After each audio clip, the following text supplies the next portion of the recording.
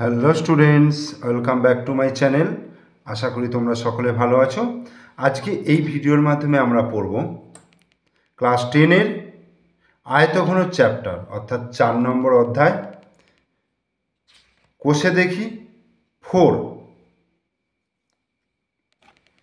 চ্যাপ্টারটির নাম হচ্ছে আয়তঘন, rectangular প্যারালেলোপাইপড or cuboid যেটাকে বলা হচ্ছে, অথবা আয়তঘনর আর একটা নাম রয়েছে যে নামটা ওকে বলা হচ্ছে সমকোণী চৌপল। তাহলে সমকোণী চৌপল বা আয়তঘন বলা হচ্ছে। তো এই কোষে দেখি 4-এর অঙ্ক করার আগে আমাকে কিছু সূত্র আগে পড়তে হবে, ঠিক আছে, এবং সেই সূত্রগুলো বুঝতে হবে। তো সেটা নিয়ে আগে আমি একটু আলোচনা করে নিই। দেখো, সমকোণী চৌপল বা আয়তঘন আকৃতিটা হচ্ছে এরকম। এই যে তোমাদের বইয়েতে 67 পেজে যে ছবিটা দেওয়া রয়েছে, দেখো আয়তঘন বা সমকোণী চৌপলের একটা ছবি দেওয়া রয়েছে।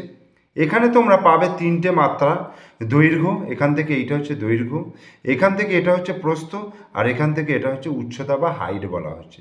তাহলে দৈর্ঘ্য, প্রস্থ এবং উচ্চতা, অর্থাৎ আয়তঘন বা সমকোণী চৌপলের 3টে জিনিস রয়েছে, যেটা হচ্ছে দৈর্ঘ্য, প্রস্থ এবং উচ্চতা। সেই জন্য এর মাত্রা হচ্ছে 3। এই দৈর্ঘ্য একটা মাত্রা, প্রস্থ একটা মাত্রা এবং উচ্চতা একটা মাত্রা। এখানে ডেফিনেশনে কি বলেছে দেখো, যে ঘনবস্তু যার প্রতিটি তল হচ্ছে আয়তক্ষেত্রাকার।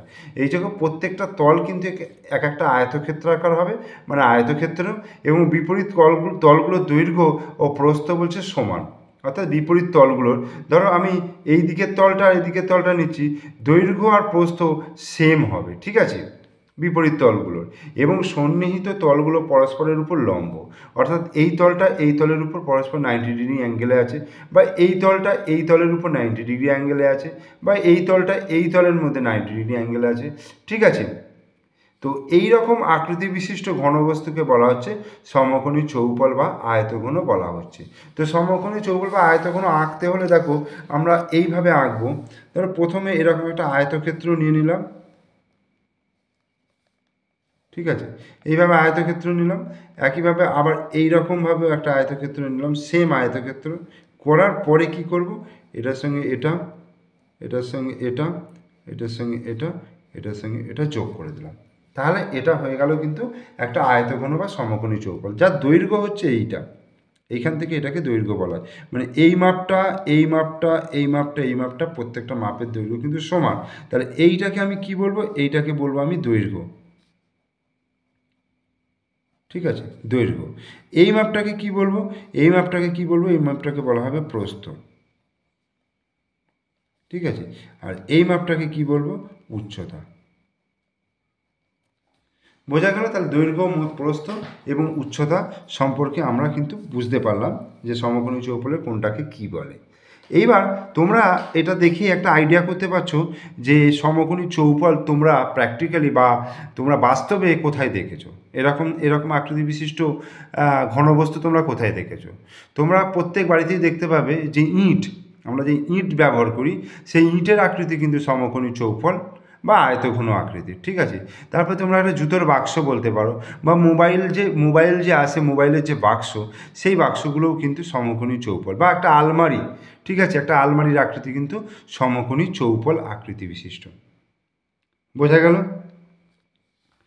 এইবার সমকোণী চৌপলের, একটা সমকোণী চৌপলের দেখো কতগুলো শীর্ষবিন্দু রয়েছে। শীর্ষবিন্দু দেখো 1টা 2টো 3টে 4টে 5টা 6টা 7টা 8টা। তাহলে শীর্ষবিন্দুর সংখ্যা কত হয়ে গেল, শীর্ষবিন্দুর সংখ্যা কিন্তু হয়ে গেল 8টা। বোঝা গেল? আচ্ছা, এই যে প্রান্তিকী বা ধার বলা হচ্ছে, প্রান্তিকী বা ধার,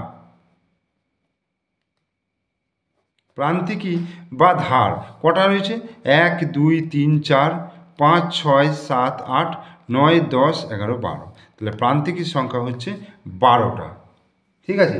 আর তলের সংখ্যা, তলের সংখ্যা কতগুলো রয়েছে দেখো, ওপর নিচে একটা 2টো, এদিকে একটা এদিকে একটা, দুটো দুটো 4টে, আর ওই পিছন দিকে একটা সামনের দিকে একটা, তাহলে মোট 6টা। তাহলে শীর্ষবিন্দুর সংখ্যা 8টা পেয়ে গেলাম, প্রান্তিকের সংখ্যা 12টা বা প্রান্তিক বা ধারের সংখ্যা 12টা পেয়ে গেলাম, এবং তলের সংখ্যা পেয়ে গেলাম 6টা। এইবার এই সমকোণী চৌপল থেকে আমি এবার কয়েকটা সূত্র বার করব। দেখো, এই সমকোণী চৌফলের যদি বলা হয় যে সমকোণী চৌফলটা সমগ্র তলের ক্ষেত্রফল কত, সমগ্র তল মানে 6টা তল রয়েছে, সেই 6টা তলের মোট ক্ষেত্রফল। এবং প্রত্যেকটা তল দেখো, প্রত্যেকটা তল কিন্তু এক একটা আয়তক্ষেত্র রয়েছে। এবং এই আয়তক্ষেত্র ধরো এইরকম যে আয়তক্ষেত্র, ঠিক আছে, এই আয়তক্ষেত্রে ধরো এই বড় বাহুটাকে বলা হচ্ছে দৈর্ঘ্য আর এই ছোট বাহুটাকে বলা হচ্ছে প্রস্থ। তাহলে এর ক্ষেত্রফলের সূত্র কি? দৈর্ঘ্য গুণিত প্রস্থ, দৈর্ঘ্য গুণিত প্রস্থ, এটাই আমরা এর ক্ষেত্রফলের সূত্র জানি। তো এর ক্ষেত্রে আমার সমগ্রতলের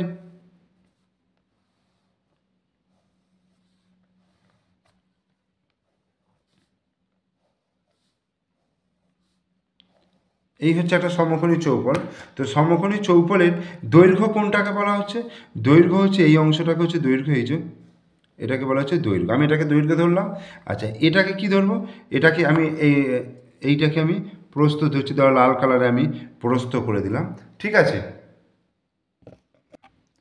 তাহলে এটাকে আমি দৈর্ঘ্য ধরছি, দাঁড়া দৈর্ঘ্যটা আমি লিখে দিচ্ছি, এইটা হচ্ছে দৈর্ঘ্য, ঠিক আছে। এবং দৈর্ঘ্যটাকে আমি কি হিসাবে ট্রিট করছি? এ, ধরো ছোটো হাতের এ হিসাবে আমি ধরলাম। এবং এইটা তো প্রস্থ ধরেছি, তাহলে এই প্রস্থটাকে আমি ছোটো হাতের বি হিসাবে ধরলাম। আর আমি এইটাকে উচ্চতা হিসাবে ধরছি, ঠিক আছে, উচ্চতা হিসাবে ধরছি। বা এটা আমি যদি কালো কালারই লিখে থাকি, কালো কালারই থাকে তাহলে উচ্চতা, ঠিক আছে। এবং উচ্চতাটাকে আমি সি হিসাবে লিখলাম। এইবার একটা জিনিস খেয়াল করো, এইটা দৈর্ঘ্য, এইটা দৈর্ঘ্য মানে এইটার যা দৈর্ঘ্য এইটাও একই, তো তাহলে এটাও এ, তাহলে এটার যা এটার মাপ তাই, তাহলে এটাও এ, আবার এটাও এ, ঠিক আছে। বিটা কোনগুলো দেখো, এইটা বি, এটা বি, সরি এটা বি, তাহলে এই অংশটা বি, আবার এইটা বি, ওকে। আচ্ছা, সি কোনটা? সি হচ্ছে দেখো উচ্চতাগুলো, এইটা সি, তাহলে এই যে এইটা সি, এইটা সি, এইটা সি, উচ্চতাগুলো হচ্ছে সি। বোঝা গেল? আমি চিহ্নিত করে দিলাম ব্যাপারটা, তাহলে তোমাদের বুঝতে সুবিধা হবে। এবার দেখো,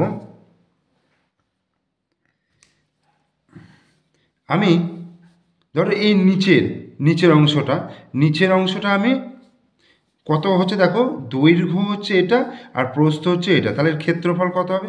দৈর্ঘ্য গুণিত প্রস্থ, মানে নিচের অংশটার ক্ষেত্রফল কত হবে? দৈর্ঘ্য গুণিত প্রস্থ। তাহলে এটা কটা পার্ট রয়েছে? দুটো রয়েছে, তাহলে 2 গুণিত, আচ্ছা সমগ্র তলের ক্ষেত্রফল লিখি আগে, সমগ্র তলের ক্ষেত্রফল, ঠিক আছে, সমগ্র তলের ক্ষেত্রফল, এটা হচ্ছে সমকোণী চৌপলের ক্ষেত্রে, সমকোণী চৌপল বা আয়তঘন যেটাকে বলা, আয়তঘন, ঠিক আছে, সমকোণী চৌপল বা আয়তঘন। এর ক্ষেত্রে তাহলে সমগ্রতলের ক্ষেত্রফল, তাহলে কি লিখবো দেখো, দৈর্ঘ্য গুণিত প্রস্থ কটা রয়েছে? নিচেরটা আর ওপরেরটা, তার মানে একটা ঘর যদি ধরো, তার মানে মেঝেরটা আর ছাদেরটা, তাহলে দুটো হচ্ছে 2 গুণিত দৈর্ঘ্য গুণিত প্রস্থ। এটা হলো। এর সঙ্গে যোগ করব কোনটা? দেখো আমি এই দিকেরটা যদি ধরি, তাহলে প্রস্থ গুণিত উচ্চতা, তাহলে এই ক্ষেত্রফল পেয়ে যাবো। এবং এটার এদিকেও পার্ট রয়েছে, তাহলে দুটো হয়ে যাচ্ছে, 2 গুণিত প্রস্থ গুণিত উচ্চতা যুক্ত। আবার দেখো এই যে পিছনেরটা রয়েছে, দৈর্ঘ্য গুণিত উচ্চতা, তাহলে 2 গুণিত দৈর্ঘ্য গুণিত উচ্চতা, এই হয়ে গেল। এবার আমি দুইটাকে যদি কমন নিয়ে নিই, তাহলে ব্র্যাকেটের মধ্যে কি রয়েছে? দৈর্ঘ্য গুণিত প্রস্থ প্লাস প্রস্থ গুণিত উচ্চতা প্লাস উচ্চতা গুণিত দৈর্ঘ্য, ঠিক আছে। তাহলে 2 গুণিত দৈর্ঘ্য গুণিত প্রস্থ প্লাস প্রস্থ গুণিত উচ্চতা প্লাস উচ্চতা গুণিত দৈর্ঘ্য। তো এটাকে যদি আমি এবিসি হিসাবে লিখতে যাই, দেখো তাহলে এ বি ধরেছি, তাহলে এ গুণিত বি প্লাস এটা বি গুণিত সি প্লাস সি গুণিত এ, তার মানে 2 গুণিত A B plus BC plus CA, এত বর্গ একক, ঠিক আছে, বোঝা গেল? তাহলে সমগ্র তলের ক্ষেত্রফলের সূত্র হচ্ছে 2 গুণিত দৈর্ঘ্য ইন্টু প্রস্থ প্লাস প্রস্থ ইন্টু উচ্চতা প্লাস উচ্চতা ইন্টু দৈর্ঘ্য। তাহলে একটা সমকোণী চৌপলের সমগ্র তলের ক্ষেত্রফলের সূত্র হচ্ছে এটা তোমরা মুখস্থ করবে। এবং ব্যাপারটা কি কোথা থেকে এলো সেটাও কিন্তু ভালোভাবে বুঝবে। তাহলে আমি সমগ্রতলের ক্ষেত্রফল পেয়ে গেলাম। এইবার আমি বার করব একটা সমকোণী চৌপলের আয়তন কি, আয়তন কতটা, মানে একটা সমকোণী চৌপল বা একটা ঘনবস্তু তার যতটা জায়গা দখল করে থাকে সেটাই হচ্ছে তার আয়তন। তাহলে এখানে দৈর্ঘ্য, প্রস্থ এবং উচ্চতা তিনটিই বলে দিয়েছে। তাহলে এর সূত্র হবে এই যে নিচের যে ক্ষেত্রফল অর্থাৎ যে বেসটা হয় অর্থাৎ ভূমিটা যে হয় সেই ভূমির সঙ্গে উচ্চতা গুণ করলেই আমার এই টোটাল অংশটা আস্তে আস্তে আস্তে আস্তে উপর পর্যন্ত হয়ে যাবে। মানে আমি ধরো এই নিচের পোর্শনটার ক্ষেত্রফল বার করলাম, এবার ক্ষেত্রফলটা যত এবার উচ্চতাটা বাড়তে থাকছে তত কি হচ্ছে, এইটা ভরাটি হচ্ছে, আস্তে আস্তে আস্তে আস্তে উপর পর্যন্ত চলে যাবে। ঠিক আছে, আমি উচ্চতা যত বাড়াবো তত আস্তে আস্তে আস্তে আস্তে উপর পর্যন্ত ভরাট হয়ে যাবে। তো তখন কি হচ্ছে, জাস্ট উচ্চতাটা বেসটাকে গুণ করে দিলেই আমি আয়তনটা পেয়ে যাব। তাহলে সমকোণী চৌপলের আয়তনের সূত্র কি হবে, অতএব সমকোণী চৌপলের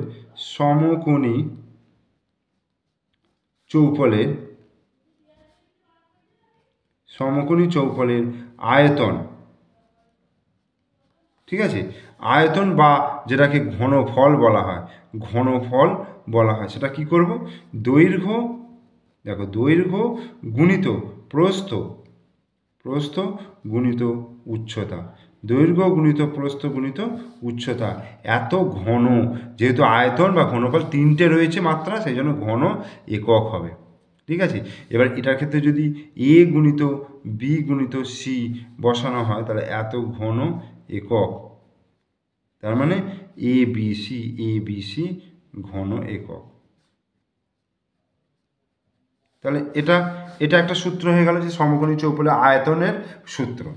এইবার আমাকে বার করতে হবে যে তোমায় যদি বলে ধরো একটা ঘর আছে, একটা ঘর মানে তো সমকোণী চৌপল, তো একটা ঘরের মধ্যে তোমাকে যদি বলা হয় যে একটা সবথেকে বড় লম্বা লাঠি তুমি কিভাবে রাখতে পারবে, বলো একটু চিন্তা করে বলো যে সবথেকে লম্বা লাঠি কিভাবে রাখবে, তখন তোমার মাথায় আসবে যে এক কোণ থেকে অপর কোণ পর্যন্ত, মানে নিচের কোণ থেকে ওপরের কোণ পর্যন্ত একটা লাঠিকে রাখা যাবে এবং সেটাকে বলা হচ্ছে কি সমকোণী চৌপলে কর্ণ বলা হয়। ঠিক আছে, তো আমি আরেকবার তোমাদের এটা এঁকে দেখাচ্ছি।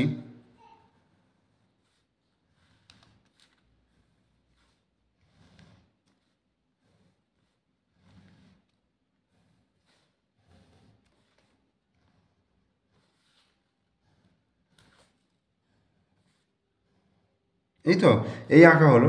এবার তোমাকে যদি একটা এখানে লাঠি রাখতে বলে যে সব থেকে বড় লাঠি, তাহলে তুমি কি করবে, এই কোণ থেকে এই কোণে রাখবে, তাই না, এই কোণ থেকে তুমি এই কোণে রাখবে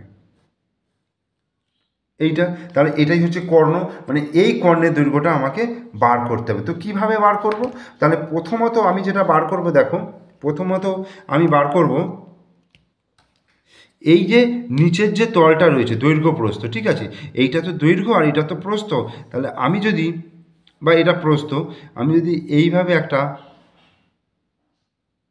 কর্ণ, মানে আয়তক্ষেত্র, নিচের তলটা হচ্ছে আয়তক্ষেত্র, তো আয়তক্ষেত্রে কর্ণ যদি বার করি, কর্ণটা কী হবে, দেখ কর্ণটা, এটার ক্ষেত্রে কর্ণটা হবে root over of A square plus B square, মানে অতিভুজের স্কোয়ার, এটা তো সমকোণী ত্রিভুজ, তাহলে অতিভুজের স্কোয়ার সমান লম্ব স্কোয়ার প্লাস ভূমি স্কোয়ার, মানে অতিভুজের স্কোয়ার, এই যে অতিভুজের স্কোয়ার সমান লম্ব স্কোয়ার প্লাস ভূমি স্কোয়ার। এবার লম্ব যদি এ ভাবি তাহলে A square plus B square, তাহলে অতিভুজ তাহলে কত হয়ে যাবে, root over of A square plus B square. তাহলে আমি এই পার্টটা পেয়ে গেলাম A square plus B square. এবার এইটাকে কল্পনা করো যে এই সমকোণী ত্রিভুজটার ক্ষেত্রে তাহলে এটা হয়ে গেল ভূমি, এটা তো 90 ডিগ্রি, এটা হচ্ছে লম্ব, তাহলে এইটা হচ্ছে অতিভুজ। ঠিক আছে, তাহলে এই দাগটার ক্ষেত্রে যে অতিভুজের স্কোয়ার সমান কি হচ্ছে, এখানে হচ্ছে লম্ব স্কোয়ার, এই ভূমি স্কোয়ার প্লাস এইটা হচ্ছে লম্ব স্কোয়ার, এই।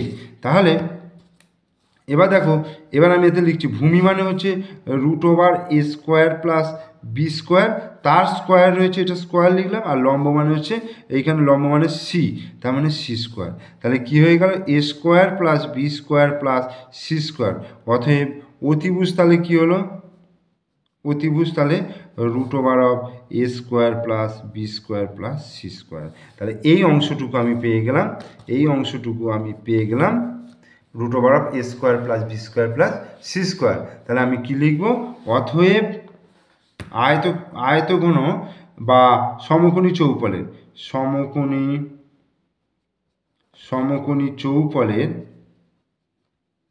চৌপলের কর্ণের দৈর্ঘ্য সমকোণী চৌপলের কর্ণের দৈর্ঘ্য হচ্ছে √অফ এইটা এ বি সি মানে হচ্ছে দৈর্ঘ্য প্রস্থ উচ্চতা, তার মানে দৈর্ঘ্য স্কোয়ার প্লাস প্রস্থ স্কোয়ার প্লাস উচ্চতা স্কোয়ার, তার মানে √অফ a square plus B square plus C square একক। এই তাহলে আমরা কিন্তু তিনটে সূত্র এখান থেকে পেয়ে গেলাম। কি কি আর একবার দেখে নিই, যে সমকোণী চৌপলের আয়তঘনর সমগ্র তলের ক্ষেত্রফলের সূত্র হচ্ছে 2 গুণিত দৈর্ঘ্য ইন্টু প্রস্থ প্লাস প্রস্থ ইন্টু উচ্চতা প্লাস উচ্চতা ইন্টু দৈর্ঘ্য। সমকোণী চৌপলের আয়তনের সূত্র হচ্ছে দৈর্ঘ্য ইন্টু প্রস্থ ইন্টু উচ্চতা, আর সমকোণী চৌপলের কর্ণের দৈর্ঘ্য সূত্র হচ্ছে √অফ দৈর্ঘ্য স্কোয়ার প্লাস প্রস্থ স্কোয়ার প্লাস উচ্চতা স্কোয়ার। এই গেল সমকোণী চৌপলের ক্ষেত্রে। এবার আমরা চলে আসব যে সমকোণী চৌপলের ক্ষেত্রে প্রত্যেকটা তল তো আয়তক্ষেত্র, এখন প্রত্যেকটা তল যদি বর্গক্ষেত্র হয়, মানে এরকম জিনিসটা যদি হয়, এই যে দৈর্ঘ্য প্রস্থ এবং উচ্চতা যদি সেম হয়ে যায়, তাহলে সেক্ষেত্রে কি করব? সেক্ষেত্রে এটাকে কি বলবো?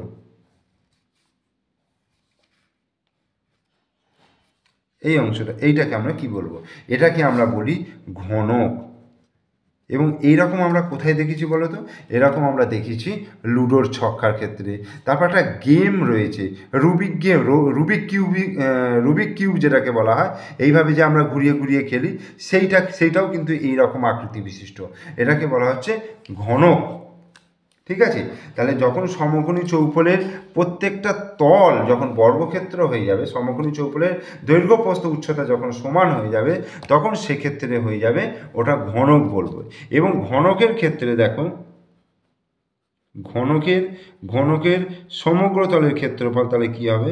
সমগ্র তলের ক্ষেত্রফল কি হবে? দেখো সূত্র কি ছিল? 2 গুণিত দৈর্ঘ্য ইন্টু প্রস্থ, মানে হচ্ছে 2 গুণিত দৈর্ঘ্য ইন্টু প্রস্থ মানে বাহু গুণিত বাহু। ঠিক আছে? সবই তো সমান, তাহলে বাহু সবকটাই বাহু নাম দিয়ে দিই। আবার দৈর্ঘ্য প্রস্থ ইন্টু উচ্চতা, সেটাও বাহু গুণিত বাহু হয়ে যায়। আবার উচ্চতা ইন্টু দৈর্ঘ্য মানে বাহু গুণিত বাহু। ঠিক আছে? তার মানে কটা হয়ে গেল?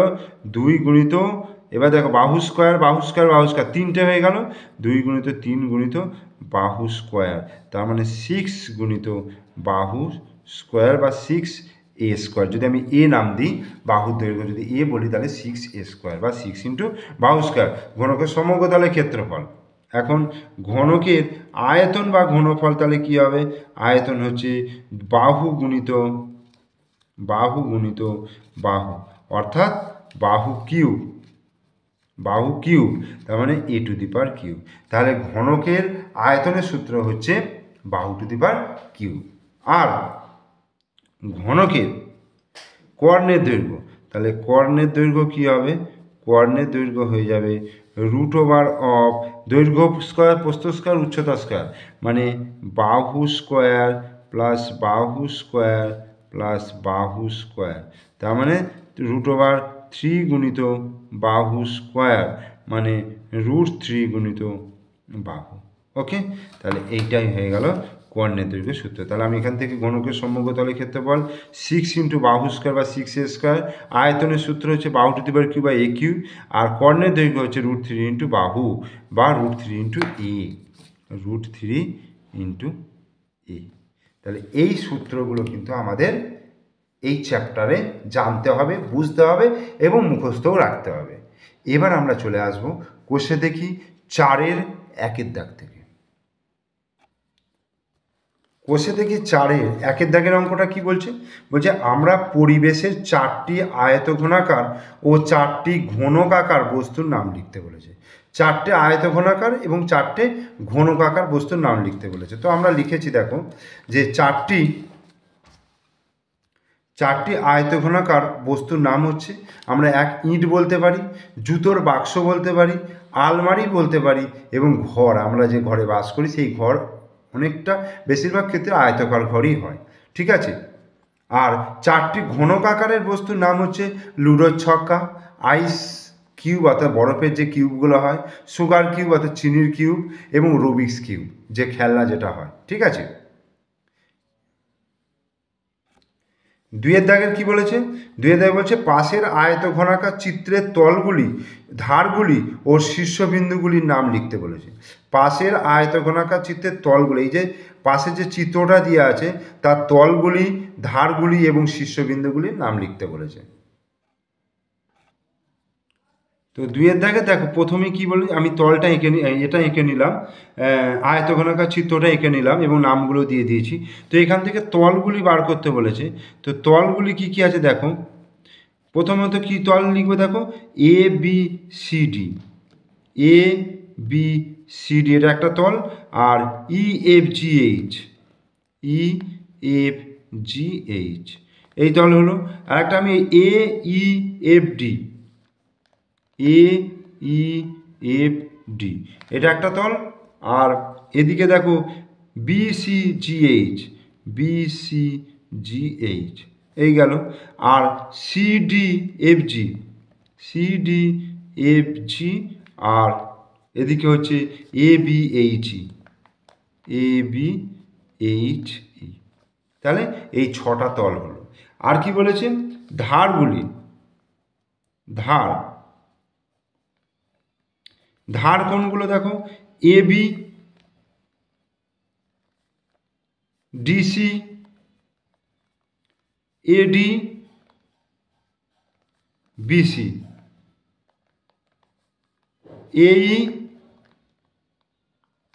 BH, CG, DF. আবার নিচেরগুলো এফজি, জিএইচ, ইএইচ, ইএফ এই হলো ধারগুলো। আর কি বলেছে, শীর্ষবিন্দুগুলি, শীর্ষবিন্দুগুলি, শীর্ষবিন্দুগুলো কি কি আছে, A B C D, E F G H. ঠিক আছে, এই হলো দুইয়ের অঙ্কটা পুরো কমপ্লিট। তিনের দাগের অঙ্কটা কি বলছে, যে একটি সমকোণী চৌপলাকার ঘরের দৈর্ঘ্য, প্রস্থ এবং উচ্চতা যথাক্রমে 5 মিটার, 4 মিটার ও 3 মিটার হলে ওই ঘরে সবচেয়ে লম্বা যে দণ্ড রাখা যাবে তার দৈর্ঘ্য হিসাব করে লিখতে বলেছে। তো সমকোণী চৌপলাকার ঘরের দৈর্ঘ্য, প্রস্থ, উচ্চতা বলে দিয়েছে। তাহলে সবচেয়ে লম্বা দণ্ড রাখতে গেলে কি করতে হবে, কর্ণের দৈর্ঘ্যটা বার করতে হবে। সমকোণী চৌপলাকার ঘরের, সমকোণী চৌপলাকার ঘরের দৈর্ঘ্য, ঘরের দৈর্ঘ্য কত, 5 মিটার, প্রস্থ কত, প্রস্থ হচ্ছে 4 মিটার, আর দৈর্ঘ্য, প্রস্থ আর উচ্চতা, দৈর্ঘ্য, প্রস্থ আর উচ্চতা, উচ্চতা হচ্ছে 3 মিটার। ঠিক আছে, দৈর্ঘ্য হচ্ছে 5 মিটার, প্রস্থ হচ্ছে 4 মিটার, উচ্চতা হচ্ছে 3 মিটার। তাহলে সমকোণী চৌপলাকার ঘরের কর্ণের দৈর্ঘ্য, কর্ণের দৈর্ঘ্য সমান √অফ দৈর্ঘ্য স্কোয়ার প্লাস প্রস্থ স্কোয়ার প্লাস উচ্চতা স্কোয়ার। তো √অফ দৈর্ঘ্য মানে হচ্ছে 5 square plus 4 square plus 3 square, 5 5 25, 4 4 16, 3 3 9, 16 আর 9 25, √50 এত একক। একক মানে হচ্ছে এত মিটার। এবার 50টাকে যদি ভাঙি তাহলে 5 গুণিত 5 গুণিত 2 এত মিটার। এবার 5টা ডবল আছে মানে রুটের বাইরে একটা সিঙ্গেলে চলে আসবে, 5√2 মিটার। তাহলে উত্তরটা কি লিখব? অতএব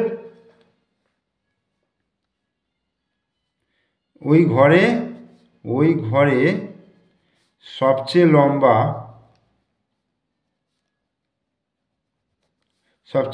5√2 মিটার দৈর্ঘ্যের দণ্ড রাখা যাবে।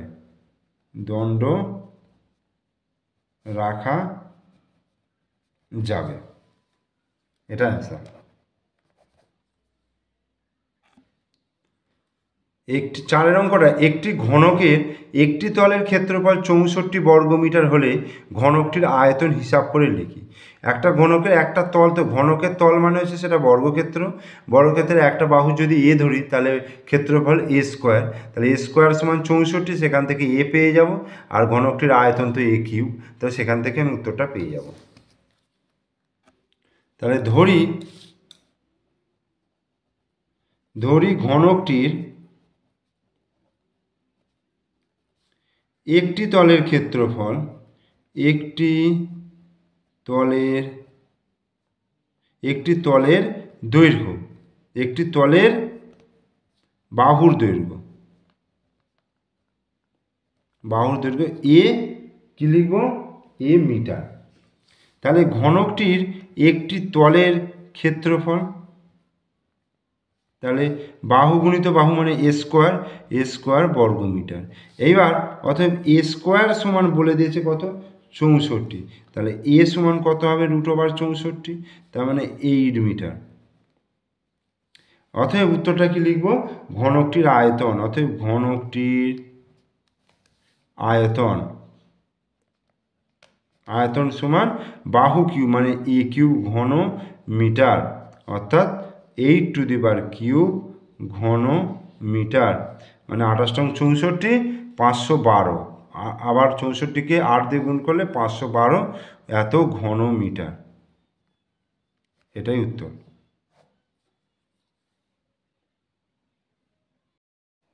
এইবার 5 দাগের অঙ্কটা কি বলছে?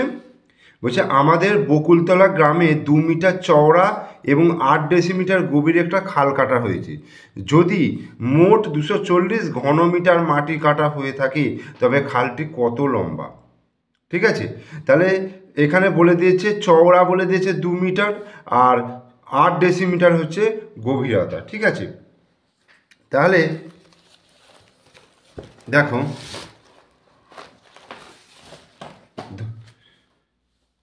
তাহলে ধরি কি ধরবো? যে খালটি x মিটার চওড়া,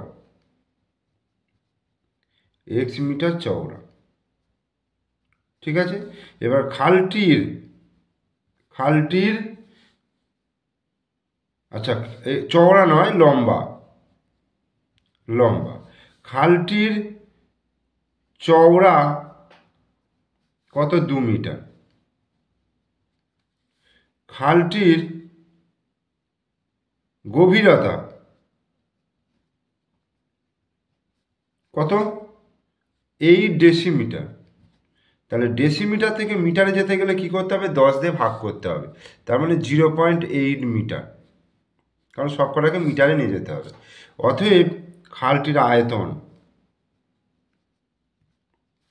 সমান কি? দৈর্ঘ্য গুণিত প্রস্থ গুণিত উচ্চতা বা গভীরতা। ঠিক আছে, তাহলে দৈর্ঘ্য কত? x মিটার লম্বা ধরেছি x, প্রস্থ কত? 2 মিটার, আর উচ্চতা হচ্ছে 0.8 এত ঘন মিটার। ঠিক আছে, এবার আমাকে বলে দিয়েছে 240 ঘনমিটার মাটি কাটা হয়েছে। অতএব প্রশ্ন অনুসারে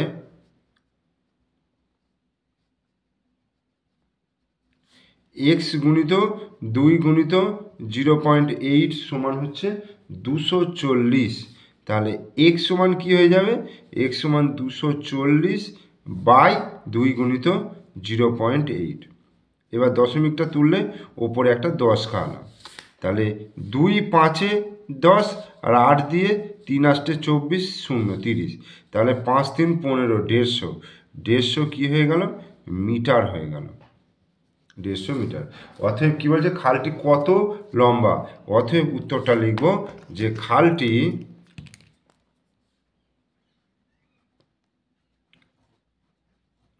150 মিটার লম্বা।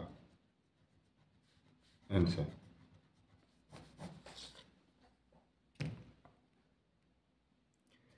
ছয়ের অঙ্কটা, একটি ঘনকের কর্ণের দৈর্ঘ্য 4√3 সেমি হলে ঘনকটির সমগ্র তলের ক্ষেত্রফল হিসাব করে লিখি। ঘনকের কর্ণের দৈর্ঘ্য বলে দিয়েছে 4√3 মিটার, 4√3 সেমি। তাহলে ঘনকের কর্ণের দৈর্ঘ্য, আমি যদি ঘনকের একটা বাহুর দৈর্ঘ্য এ ধরে নিই, তাহলে ঘনকের কর্ণের দৈর্ঘ্য সূত্র কি? √3 × a। তাহলে √3 × a সমান 4√3। এখান থেকে এর মান পেয়ে যাব এবং সেখান থেকে ঘনকের সমগ্র তলের ক্ষেত্রফলের সূত্রে বসিয়ে বার করে নেব। তাহলে কি ধরবো? অতএব ধরি ঘনকের একটি বাহুর দৈর্ঘ্য, একটি বাহুর দৈর্ঘ্য, ঘনকের একটি বাহুর দৈর্ঘ্য এ সেমি ধরে নিই, এটা আমি ধরি। তাহলে ঘনকের কর্ণের দৈর্ঘ্য কী হবে? কর্ণের দৈর্ঘ্য আমি সূত্র করিয়েছি তোমাদেরকে প্রথমেই, ভিডিওর প্রথমেই করেছি, √3 × a, এত সেমি। এবার ওখানে বলে দিয়েছে কত? ঘনকের কর্ণের দৈর্ঘ্য হচ্ছে 4√3। তাহলে প্রশ্নানুসারে √3 × a, এটা সমান হচ্ছে কত? 4√3। তাহলে a সমান তাহলে কত হচ্ছে? 4√3/√3, √3 কেটে গেল, অতএব a সমান হয়ে গেল 4। ঠিক আছে, ঘনকের একটি বাহুর দৈর্ঘ্য 4 সেমি হয়ে গেল। অতএব ঘনকটির সমগ্র তলের ক্ষেত্রফল, ঘনকটির সমগ্র তলের ক্ষেত্রফল, সমগ্র তলের ক্ষেত্রফল কি হচ্ছে?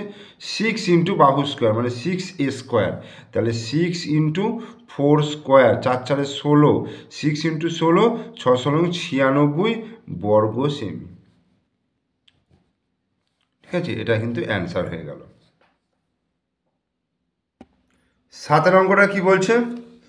7 নম্বরে বলছে, একটি ঘনকের ধারগুলির দৈর্ঘ্যের সমষ্টি 60 সেমি হলে ঘনকটির ঘনফল হিসাব করে লিখি।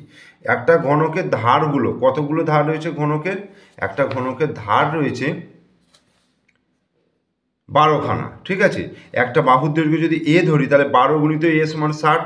তাহলে আমি বাহুর দৈর্ঘ্য পেয়ে যাচ্ছি। তাহলে বাহুর দৈর্ঘ্য পেলে আমরা ঘনকটির ঘনফলও পেয়ে যাব।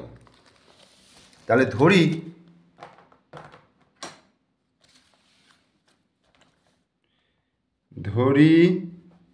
ঘনকটির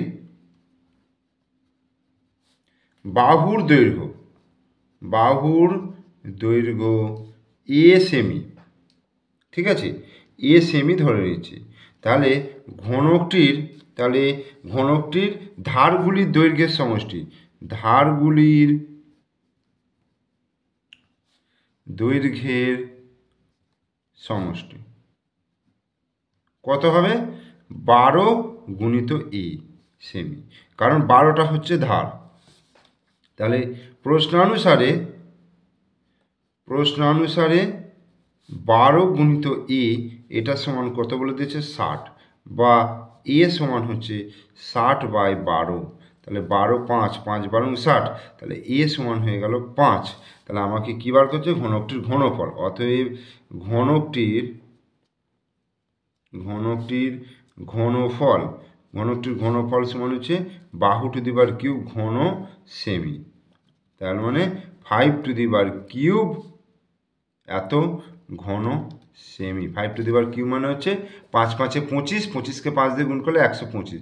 তাহলে 125 ঘন সেমি। ঠিক আছে, এটাই অ্যান্সার, 125 ঘন সেমি। তাহলে ঘনকটির ঘনফল হয়ে গেল 125 ঘন সেমি। তাহলে এই ভিডিওতে আমি কোষে দেখি 4-এর আয়তঘন চ্যাপ্টারের আমি সূত্রগুলো করালাম এবং তার সঙ্গে 1 থেকে 7 পর্যন্ত অঙ্কগুলো করালাম। তোমরা অবশ্যই পুরো ভিডিও দেখো। ভিডিও ভালো লাগলে লাইক করো, কমেন্টস করো, শেয়ার করো। আর আমার চ্যানেলে নতুন দর্শক হলে অবশ্যই চ্যানেলটিকে সাবস্ক্রাইব করে দিও, পাশে থাকা বেল আইকন প্রেস করে দিও। ওকে, থ্যাংক ইউ।